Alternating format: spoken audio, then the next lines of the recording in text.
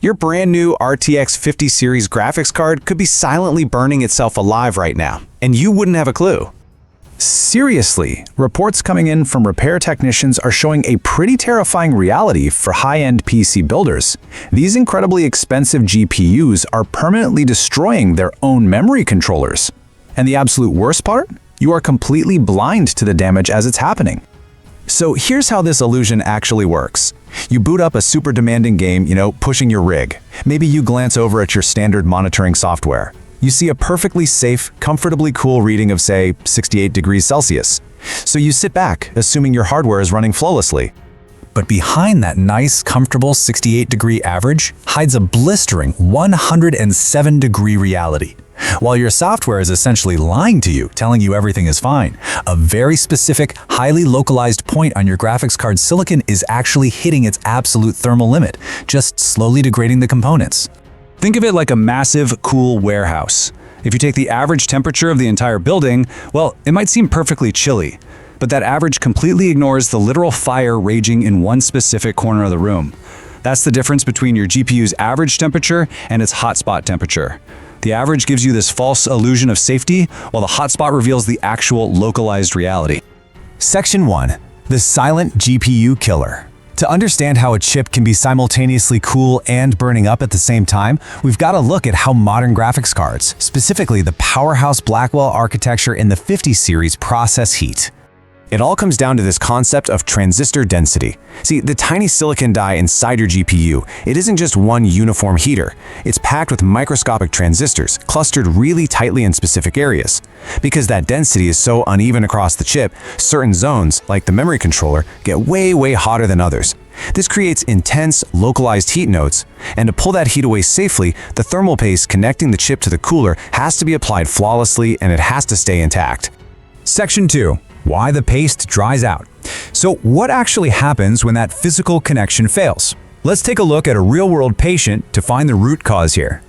Recently, these incredible Brazilian repair technicians, Paulo Gomes and S. Nelson, they analyzed a Gigabyte 5070 Ti that was only a year old. The owner brought it in complaining about unusually loud fans and dropping frame rates. When they actually opened the card up, they found the thermal paste, which some think might have actually been a cheaper thermal pad, had just completely dried out. It shrunk, leaving these totally bare spots on the chip. That exposed silicon was making terrible contact with the heatsink, meaning those super dense hotspots were trapping heat with absolutely nowhere for it to go.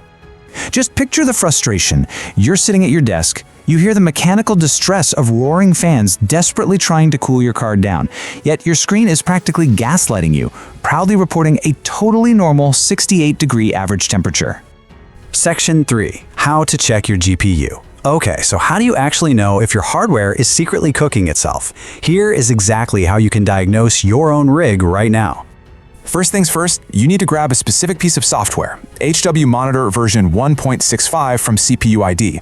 And please make sure you only download this directly from the official CPU ID website. We don't want any bundled malware.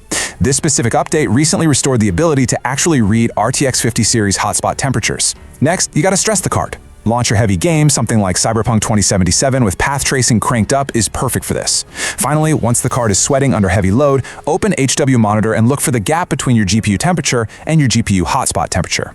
Let's walk through this diagnosis matrix. If you're seeing a gap of about 15 degrees Celsius between the average and the hotspot, you're healthy. Keep on gaming. But if you're looking at a massive gap of 30 degrees or more, you are officially in the danger zone. Your thermal paste is likely failing. And man, if your hotspot is hitting 107 degrees Celsius, you are in critical throttling territory. Your cooler is severely compromised and you need to intervene immediately. Now, if you don't really want to install third-party monitoring software, there are a few alternative symptoms you can watch out for. Listen for unusually loud fan noise, even when your basic temp readings seem totally low. Watch for your GPU clock speeds just fluctuating wildly all over the place, and definitely pay attention to sudden, completely unexplained FPS drops in your games.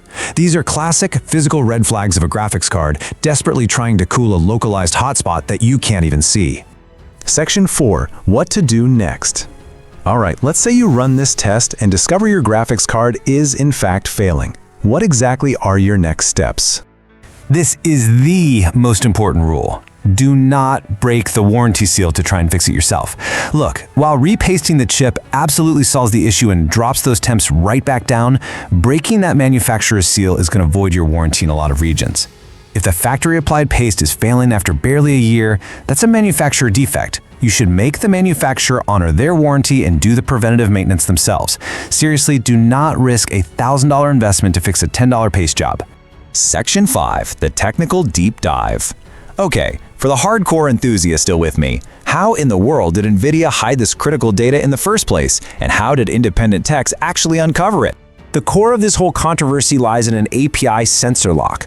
Unlike the previous 40 series cards where Hotspot data was just freely available, NVIDIA actually removed public access to Hotspot temperature readings in the 50 series drivers and SDKs. This meant that hugely popular tools like MSI Afterburner or GPU-Z were totally locked out, which basically left users flying blind to the degradation of their thermal paste. To prove these cards were actually overheating, those Brazilian technicians had to bypass Windows entirely.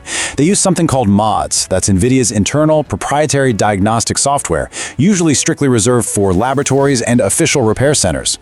By running mods through a Linux boot drive via a remote SSH connection, they finally exposed the truth. That blistering 107-degree reality was hiding right there behind the completely safe 68-degree average.